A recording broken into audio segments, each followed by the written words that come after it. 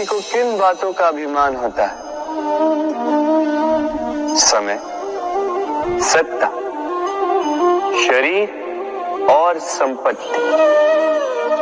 और ये चारों सदैव साथ नहीं रहते। कैसी विचित्र बात है, अब स्वयं ही देख लीजिए। समय आज अच्छा है तो कल बुरा भी हो सकता है। सत्ता आज आपकी है तो कल आपसे छिन भी सकती। ये शरीर तो है ही नश्वर। जैसे जैसे आप वृद्धावस्था की ओर जाओगे, दुर्बल भी होते जाओगे, सुंदरता भी ढलने लगी। और संपत्ति आज आपकी है, कल किसी और की हो।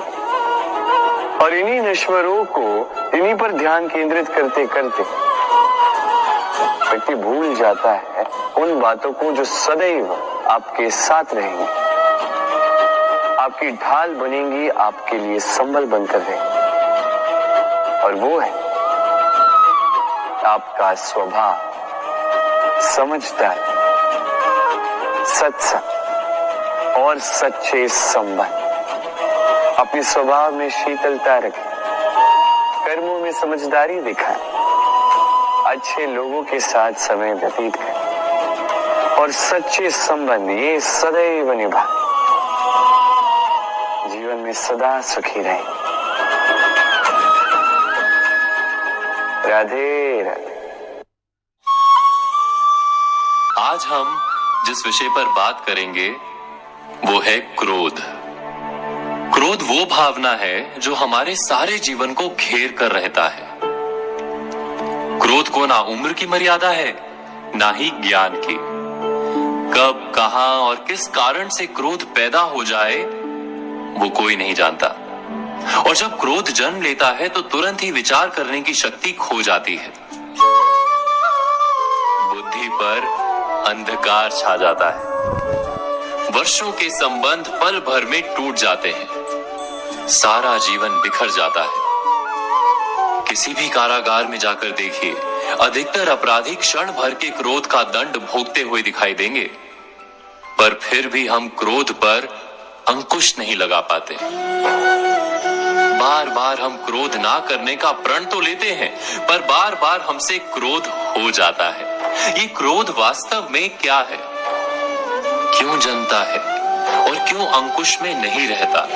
उदाहरण के लिए आप एक बालक को देखिए, उसे किसी वस्तु की इच्छा होती है और उस समय अगर उसे वो नहीं मिलती या कोई उसे भयभीत करता है तो वो प्रतिक्रिया देता है।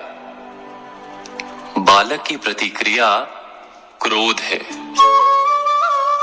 क्योंकि बालक निर्बल है, निसहाय है। बालक अपनों से बड़ों को अपने वजूद का एहसास, अपने अस्तित्व की प्रतीति करवाने का प्रयास करता है क्रोध के माध्यम से। बड़े होने पर भी हम क्या ऐसा ही नहीं करते? क्या क्रोध हमारे भीतर बैठे बालक का प्रतिभाव नहीं? अर्थात क्या क्रोध वास्तव में केवल बालक जैसे व्यवहार का नाम नहीं? जब अहंकार को घाव होता है, जब भय लगता है, जब कोई वस्तु हमें प्राप्त नहीं होती, तब हमें क्रोध आता है। ठीक किसी बालक की भांति। हम जानते हैं कि आईने के सामने खड़े होकर मुंह बनाने का खेल बालकों को शोभा देता है, बड़ों को शोभा नहीं देता। फिर भी हम बालक की भांति क्रोध करना बंद नहीं करते। हम अनुभव से जानते हैं, दूसरों को देखकर बता सकते हैं कि क्रोध से कभी कुछ प्राप्त नहीं होता। सम्मान हो, संपत्ति हो, प्रेम हो या सुरक्षा हो, क्रोध से नहीं मिलता। मिलता है तो प्रयासों से, कार्य करने से, बुद्धिपूर्वक विचार करने से। मनुष्य मात्र अपनी आदतों के अनुसार ही जीता रहता है। क्रोध भी आदत बन जाती है। हमारे चाहते हुए भी हम अपने प्रतिभावों को रोक नहीं पाते। हम स्वयं को बड़े या पुख्ता मानते हैं, पर थोड़ा सा कारण मिलते ही हमारे भीतर का बालक क्रोध कर बैठता है। अर्थात क्रोध वास्तव में और कुछ भी नहीं, हमारी बालक बुद्धि का नाम है, जैसे ही हम इतना स्मरण में रखें कि हम बालक नहीं, बालक जैसा व्यवहार हमें शोभा नहीं देता, वैसे ही क्रोध स्वयं ही बंद हो जाता है। क्या ये सत्य नहीं? मन बड़ी ही विचित्र कृति है। ये मन शरीर के किस अंग में बसता है कोई नहीं जानता, किंतु संपूर्ण शरीर इस मन की इच्छा साकार करने के लिए प्रयास करता रहता है। अब यदि मन कुछ खाने का करे तो व्यक्ति उसकी वनो उपवनों की इच्छा साकार करने का माध्यम ढूंढता रहता है। अब यदि मन किसी को शत्रु समझ ले तो व्यक्ति उसे नष्ट करने का हर संभव प्रयास करता है। अब यदि मन किसी से प्रेम करे तो उसकी प्रसन्नता के लिए हर सीमा लांघने के लिए सज्ज रहता है। परंतु जीवन सुखद हो इसके लिए आवश्यक है कि मन खाली हो। इस बांसुरी की भांति भीतर कुछ भी नहीं, न राग है न द्वेष, तब भी तार छेड़ने पर स्वर निकलता है। इसी प्रकार मन को भी भावनाओं से मुक्त रखना आवश्यक है। स्मरण रखिए, मन में कुछ भर के जियोगे तो मन भर के जी नहीं पाओगे। राधे राधे। जब से मनुष्य जाति का अस्तित्व बना है तभी से युद्ध भी अस्तित्व में आया।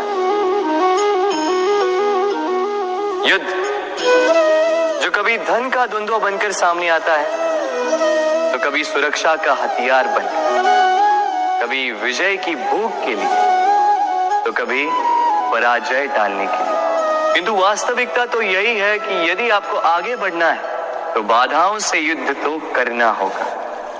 परंतु युद्ध के लिए सज्ज रहना इतना महत्वपूर्ण नहीं है जितना महत्वपूर्ण है ये समझना कि युद्ध को टाला कब जा सकता है। क्योंकि सबसे सफल युद्ध वही होता है जो कभी लड़ा ही ना जाए। आप युद्ध में विजय प्राप्त करके स्वयं का मान तो बढ़ा लो, किंतु अपना बल खो दो। इसलिए जहां तक हो सके युद्ध को टालो, शक्ति को संग्रहित रखो, ताकि जब ये युद्ध धर्म बन के सामने आए आप उससे पूरे बल के साथ लड़ सको। राधे राधे। संसार में सबसे बड़ी शक्ति क्या है? अब आप में से कुछ कहेंगे शस्त्र की, कुछ कहेंगे शास्त्र की, कोई कहेगा बुद्धि की, तो कोई कहेगा बल की। किंतु ये सब अधूरे हैं। संसार में सबसे बड़ी शक्ति है मित्रता। यदि सच्ची मित्रता प्राप्त हो जाए तो वही सबसे बड़ा धन है। जब आप कठिनाइयों में होंगे तो मित्रता शस्त्र बनकर सहायता करेगी। मार्ग भटक जाओगे तो मित्रता शास्त्र बनकर आपको राह दिखाएगी। षड्यंत्र में फंस जाओगे तो बुद्धि बनकर बाहर निकालेगी। अकेले हो जाओगे तो ममता बनकर साथ निभाएगी। तो यदि इस संसार में कुछ कमाना है तो धन नहीं, मित्रता कमाओ। और स्मरण रखिएगा, यदि इस संसार में मित्र बनाना आपकी सबसे बड़ी दुर्बलता है तो आप इस संसार के सबसे शक्तिशाली प्राणी। राधे राधे। मनुष्य का स्वभाव है कमाना, संग्रह करना, फिर चाहे वो धन हो, नाते हो, संबंध हो या हो प्रसन्नता। परंतु क्या आपने कभी सोचा है नियति ने ये संग्रह करने की प्रकृति मनुष्य में क्यों डाली? एक बीज से पौधा पनपता है, उसके भोजन से फल संग्रहित होता है। क्यों? इसलिए ताकि वृक्ष उसे स्वयं खा सके? नहीं, बल्कि इसलिए ताकि वो भूखे जीवों में बांट सके। अब आप पूछेंगे कि इसमें वृक्ष का क्या लाभ? लाभ है, क्योंकि जो बांटता है वो मिटता नहीं। जो फल ये जीव खाते हैं वो उसके बीजों को वातावरण में बिखेर देते हैं, जिससे जन्म लेते हैं नए वृक्ष। उसकी जाति, उसका गुण, उसकी मिठास अमर हो जाती।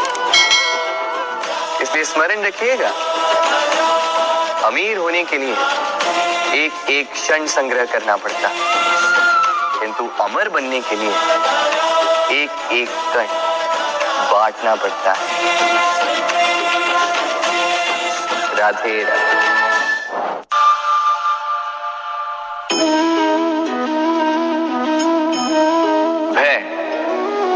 भय सबको होता है, चाहे वो पशु हो, पक्षी हो या मनुष्य। वास्तविकता में मनुष्य भय को अपने साथ लेके ही जन्म लेता है। तो इस भय से भय कैसा? यदि भय बुरा भाव होता तो क्या इसे हम अपने साथ लेके जन्म लेते हैं? वास्तविकता में भय हमें आगे बढ़ने के लिए प्रेरित करता है। अब देखिए, जीवन जाने का भय आपसे स्वयं की सुरक्षा करवाने का प्रयास करता है। अपमान का भय सदाचार की ओर बढ़ाता है। किसी प्रिय को खो देने का भय उसके लिए कर्तव्य पालन करने को प्रेरित करता है। किंतु ये भय बुरा तब हो जाता है जब आप इसे अपने ऊपर हावी हो जाने देते हैं, इसके लिए कुछ प्रयास नहीं कर पाते। इसलिए यदि इस भय को उपयोग में लाना है, आपको स्वयं इस भय के ऊपर हावी हो जाना होगा। तो तोड़ दीजिए भय की सीमाएं। अपनी आत्मा को छोड़ के किसी और के समक्ष सर मत झुकाइए। और स्मरण रखिए, जब अंधकार से डरना छोड़ दोगे तभी दीपक बनकर प्रकाश दे पाओगे। राधे राधे।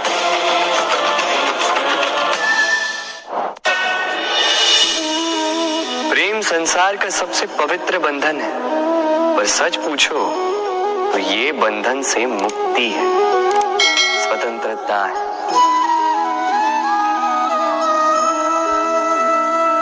नहीं समझे? समझाता हूं। यदि कोई आपका प्रेम ठुकरा दे, यदि कोई आपका प्रेम समझ ही ना पाए, तो क्या होगा? कुछ उदास हो जाएंगे, कुछ छल करके प्रेम पाना चाहेंगे, तो कुछ बलपूर्वक प्रेम पर अधिकार करना चाहेंगे।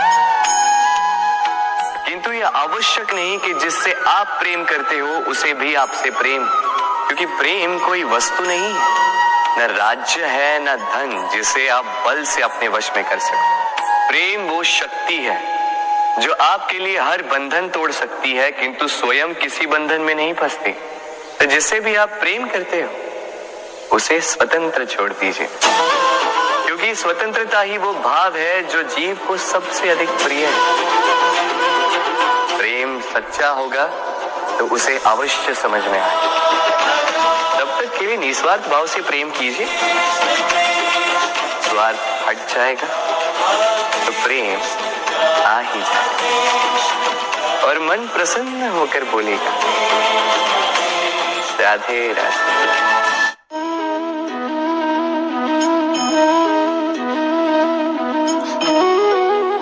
कितना सुंदर प्रतिबिंब है। इसका कारण क्या है? मेरा रूप सुंदर है या ये जल स्वच्छ है?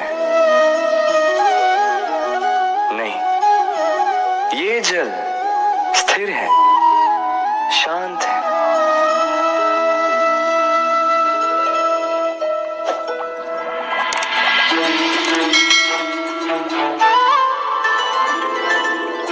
अंतर देख रहे हैं आप? वही जल है, वही रूप है, किंतु ये स्थिर नहीं है, शांत नहीं है, और इसी कारण मैं अपना प्रतिबिंब इसमें नहीं देख पा रहा। क्रोध के साथ भी यही होता है। यदि आप स्थिर हैं, शांत हैं, तो आप आपकी आत्मा को देख, सुन और समझ पाओगे। किंतु क्रोध इस आत्मा की पुकार को पी जाता है। इसलिए अपने क्रोध पर वश रखें। कहीं ऐसा ना हो कि मूर्खता के कारण जन्मा ये क्रोध आपको पश्चाताप के अंत तक ले जाए। राधे राधे।